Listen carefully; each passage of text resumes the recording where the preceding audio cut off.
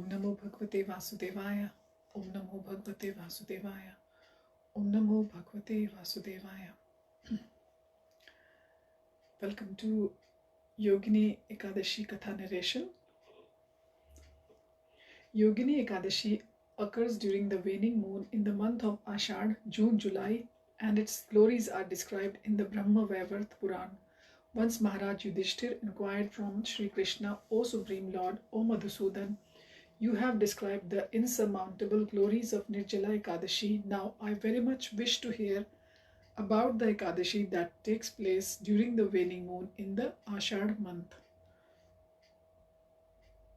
The personality of Godhead, Swayam Bhagwan, Shri Krishna replied, My dear king, I will detail the Ekadashi that comes in the month of Ashad and the glorious results its observance brings. This Ekadashi is known to all as Yogini Ekadashi, and it destroys all one's most grave sinful reactions. It has the power to deliver one from the ocean of material existence and is all auspicious. O best of kings, Yudhishthir, I will now narrate a story from Puran to illustrate the sublime truth. Kuber, the king of Alkapuri, is famously devoted to Lord Shiva. Once he had a Yaksha gardener named Hema who was married to Vishalakshi. Vishalakshi was known throughout the region for her fantastically supercilious beauty. Thereupon, Hema was most ensnared by his wife's attractiveness. He would regularly gather flowers from the Manas Sarovar lake and deliver them to Kuber for his puja to Lord Shankar. One day, however, instead of giving them to Kuber, he remained at home, captured in the tight bondage of his wife's love. As a result of this, Kuber did not receive any flowers on that day. Kuber waited 6 long hours for Hema to arrive. He was almost infuriatingly aggravated since, due to the absence of flowers, he was unable to complete his worship of Shiva. Finally, after testing his patience to its breaking point, Kuvera, the king of the Yakshas, bellowed, Send my messenger to the house of the gardener Hema. Find out what the devil he thinks he's playing at. And with that, Kuber sank into his seat, despondent at the turn of the day's affairs.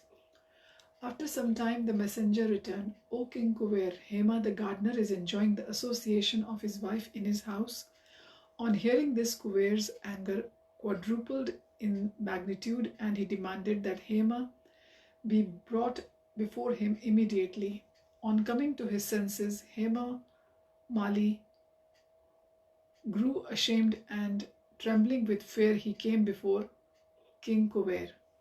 He offered his respectful obeisances, yet when he rose, he was not surprised to find Kuber's eyes had grown red with anger and his entire body trembled with rage.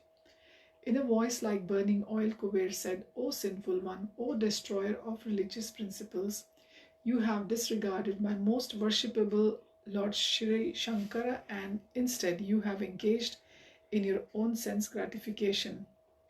So be it, I am cursing you now to suffer from white leprosy, and you will henceforth remain separated from your beautiful wife and be always known as low-class fool. Now get out of my sight. Being thus cursed by the powerful Kuber, Hema Mali immediately fell from Alkapuri and was born upon the earth. He became afflicted with white leprosy and suffered immensely miserable conditions. In intense agony, he took shelter of a dense and formidable forest. In the gloomy depths of the forest, he suffered the pangs of hunger and thirst, and at night he could not sleep for fear to wild animals. After wandering around through this forest for some time, he came at last to the foothills of the Himalayan mountain range. While moving hither and thither through this region, he met with great providence and good fortune the most esteemed and regal sage Markandeya. Feeling very forlorn and downtrodden, Hema Mali stood at some distance from the rishi and offered his obeisances again and again. The kind-hearted sage called the poor afflicted person before him and asked, Dear sir, how has the dreadful fate befallen you? What possible sinful, condemnable activities have you performed to warrant such a nasty reaction? On hearing this, Hema Mali replied, O most kind and munificent sage, I was the gardener of Kuber, king of Yakshas. My name is Hema. I used to collect flowers from the Mansarovar lake for the worship of Lord Shiva. One day I was late to give flowers to my master because I was fulfilling my lusty desires instead. Therefore Kuber became angry and cursed me in this way. I do not know what great fortune has brought me to you. I have heard that the hearts of the saintly personalities are always afflicted by seeing the sufferings of others, and they are always engaged in welfare activities.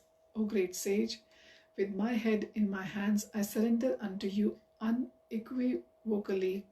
Please be kind and deliver this poor fallen wretch. The sage Markandeya spoke in a compassionate voice like a liquid honey.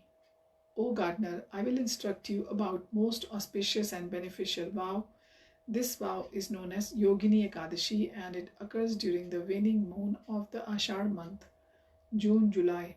By the influence of its piety, you will certainly be liberated from the curse you are suffering. On hearing this instruction, Hema proceeded to proffer his humble genuflections in the dust at the saint's feet again and again.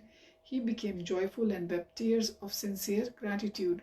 When the Ekadashi day arrived, he observed it in the proper manner by rising early and abstaining from all eating and drinking. By the influence of completing the sacred vow of Ekadashi, he regained his divine form and returned to his home in Alkapuri, the abode of Kuber. He was happily reunited with his wife and humbly took up his gardening services once more. O best beloved, the result one obtains by feeding 88,000 brahmanas is attained by observing this Yogini Ekadashi. This indomitable Ekadashi destroys all one's sinful reactions. Hare Tat Sat. Hare Krishna.